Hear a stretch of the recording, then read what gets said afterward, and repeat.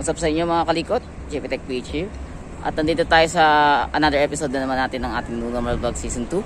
So, papunta tayo ngayon sa San Mateo, Rizal dahil may service tayo na Sony component. Gagaya ng nasa episode 5 natin na Sony yung gagawin natin ulit. Para mapabilis lang tayo, kailangan ko lang mag-taxi kasi medyo malayo talaga. Okay, di na magpapatagal ang intro guys. Let's get started.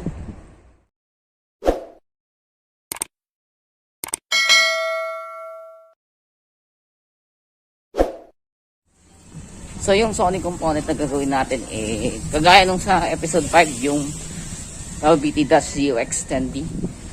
So yun yung gagawin natin ngayon sa San Mateo. Okay, sakay muna ako. Maghanap muna ako ng masasakyan ko ngayon. Okay, so sumabit muna ako dito sa aking kumpare si Chris. Ayan, sumabit muna ako kasi gusto ko pumunta sa taasan. Doon ako mag-aabang ng taxi papuntang San Mateo. Medyo extreme lang to ginagawa ko guys, pero huwag niyo gagawin to. Huwag niyo gagawin. Okay, bumabalik lang ako. So nandito ako ngayon sa Previous College of Bible. Mag-aabang tayo ng taxi. Medyo matagal nga ako maggalap ng taxi. Okay, nakababa ko lang guys sa tricycle. Sumabit lang ako guys. Alright, magbabalik lang ako pag nakasakay na tayo. 15 minutes later. So, nandito tayo sa loob ng taxi dito kay Kuya. Mukhang buhay na mahalo pa kasi siya kaya ako unang pasahero.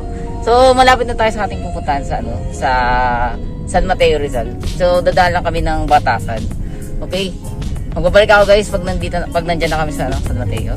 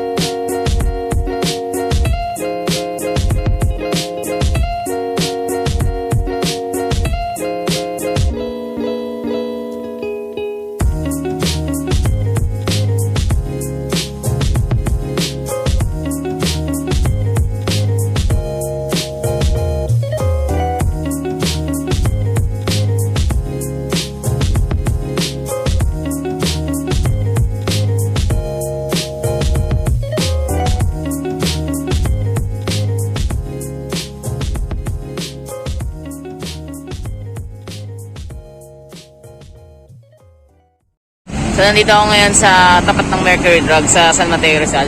So nakausap ko na yung client natin. Papunta na yun. Chat ko lang ngayon para ma-confirm natin. Nakamotor naman yun. Okay. Magbabalik lang ako pag nasa bahay na kami. So ito ang bahay ng aking client. Kita mo naman, no? Yung sa labas. May amplifier pa dito. May speakers. And at ito yung Sony niya. Nakadungaw na sa labas. So wait lang natin siya. Nandun lang sa kabilang bahay. Okay? Babalik lang ako. So ito yung titignan nating unit, guys. Sony LVT-ZUX10D. Parehas to kay Adrian, yung last client ko. So ito ang problema ay no sound but may response yung kanyang peak, yung spectrum. So good naman tong unit. Kailangan ko lang siguro ma-check yung sa part ng DVD. Kasi ito yung common na magka-problema. Okay? Saksak na natin yung unit. Wait lang. Upon checking sa unit niya, naka-please wait error yung problem nitong Sony. Ewan ko kung ubra sa kanya yung DVD offline mode na tinatawag. Kasi pag ginanon kasi, baka maglalo loko. So, tignan lang natin yung pinaka-DVD part. Kasi patagal, gumana ng sound field kahit anong pindutin ko. Kasi kailangan mag-work to para gumana. Okay? Buksan muna natin yung unit. So, may problem tayo dito, guys. Itong part na to. So, malapit to sa tape mechanism. Nasunog. Hindi ko alam kung ano nangyari. Kasi, nasunog ata talaga. Kasi, sabi ng previous na owner nito, may nangamoy, tas hindi na ginamit. Tas, yun na nga yung problema. Ayaw niyang magka-sound. Okay, try ko pa rin subukan, guys. Mabuhay pa natin tong unit na to. Magbabalik lang ako. So, kinalas ko muna yung Sony ng ating client na si Mac. So, ito, tinitignan ko yung bottom niya. So far, wala namang nagalaw dito. Ewan ko lang, baka may mga missing na connectors or something. Pero, wala naman. So far, sa good naman eh. Kailangan ko lang kalasin to, tsaka tanggalin yung transformer. Gaya ng ginawa natin sa last video. Tinanggal ko to para hindi ako mahirapang mag-lift ng pyesa. So ito, linisan ko na lang to para Pero bago ko linisan, kain muna ako kasi hindi pa ako kumakain kanina. Okay? Magbabalik naman ako. A few moments later. So kidalas na namin ang Sony ng client natin. Tingnan mo naman yung unit to. And kalas-kalas. Tapos sinusubukan ko pa tong Marantz amplifier niya. So itong Marantz may problema pa. Hindi ko pa alam kung anong gagawin dyan mamaya. Ito yung kanyang disc tray.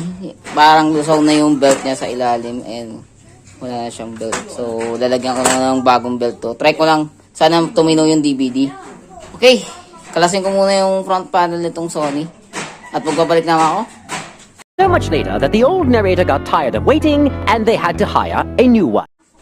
So, tapos na natin ikabit natin ng buttons tsaka yung linisan yung front panel itong Sony na to. So, assemble na lang tayo, guys, kasi napalitan na yan. Okay na yung buttons, pati yung rotary encoder. So, yung nasunog na dun sa main board tong sa main PWB, mukhang negative na natin mababalik to kasi sa tape na to eh. Kaya mangyayari dyan, try ko na lang mabuhay yung DVD para mag-response yung system para magkaroon ng sound. Okay, time-lapse tayo para mabuo natin yung unit. Magbabalik naman ako.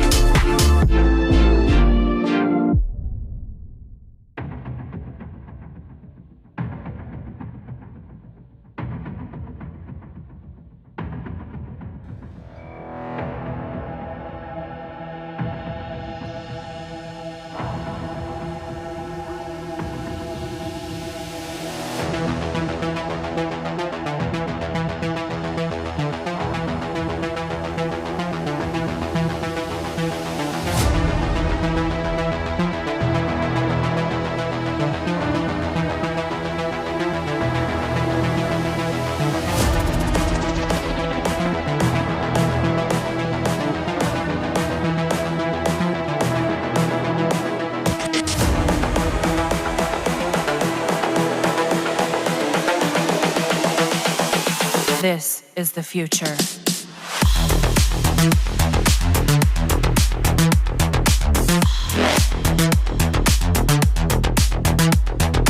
Evolution.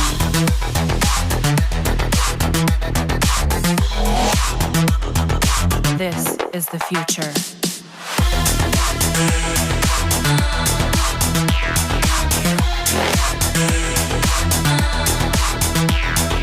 Evolution.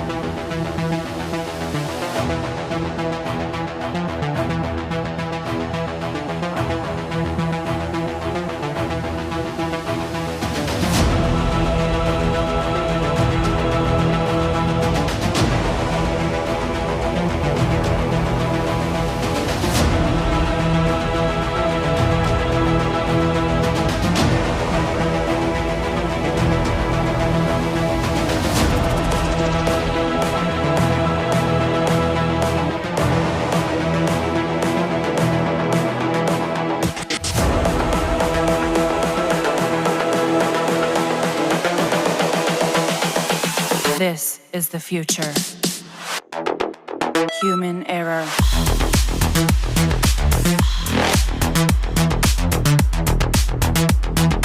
Evolution.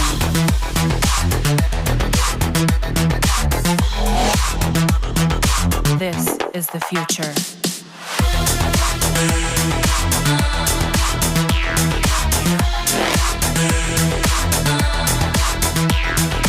Evolution.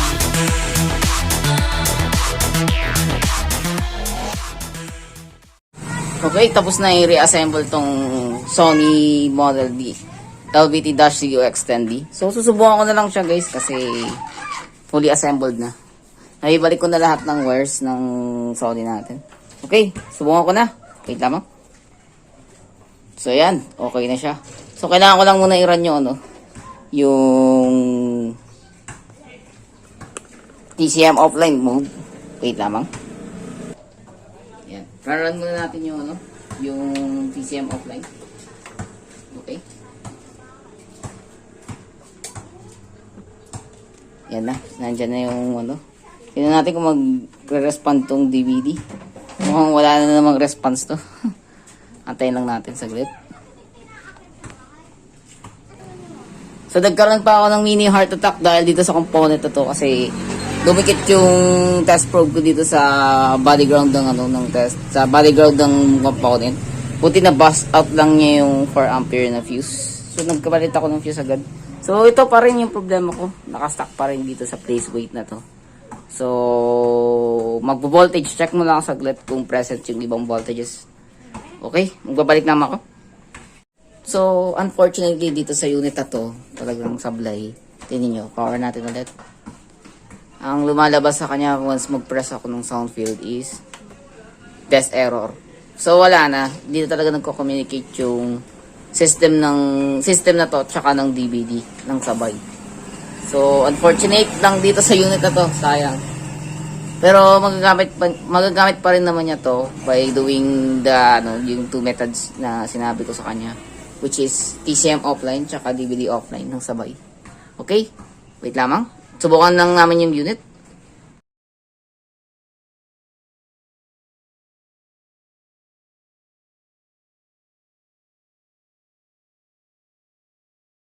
Later that same evening. So, nandito na sa loob ang kanyang Sony LBD-U extendee. Half success lang naman to kasi ang gagawin niyang methods dito is yung TCM and DVD offline mode. Kasi totally disable ko na yung tape dito kasi sunog nga yung dito sa part ng board niya. Sayang. Pero okay rin, magagamit pa rin yan na maayos. Aux tsaka tuner lang okay na to. Okay, proceed naman tayo sa isa nating gagawin. Okay? So ito pa yung check natin. Bali sa kapitbahay niya to. Ito ang Pioneer BS77 component system.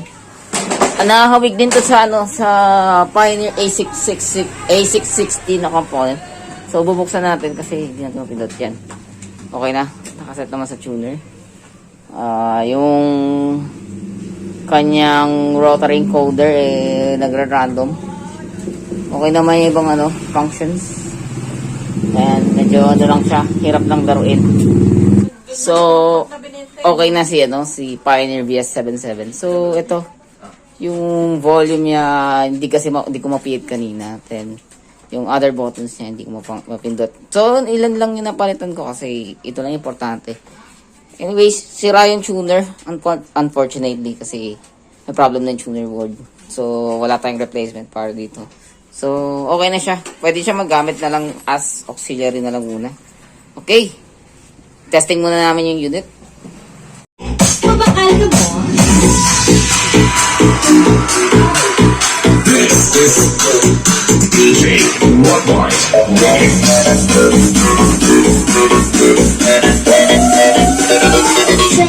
Control.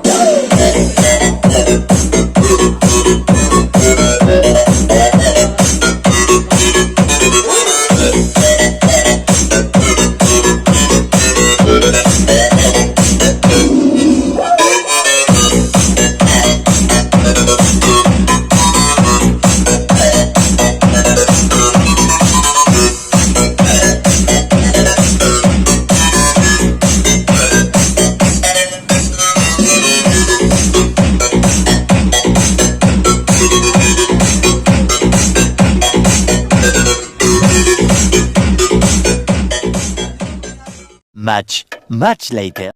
So, nandito ako ngayon sa Karawatan, guys. Galing ako sa taxi kanina. Galing San Mateo. So, ang layo ng biyahe ko. Ito, na lang ako ng tricycle. So, mag-alas 9 na ng gabi dito sa amin. Okay? Na lang.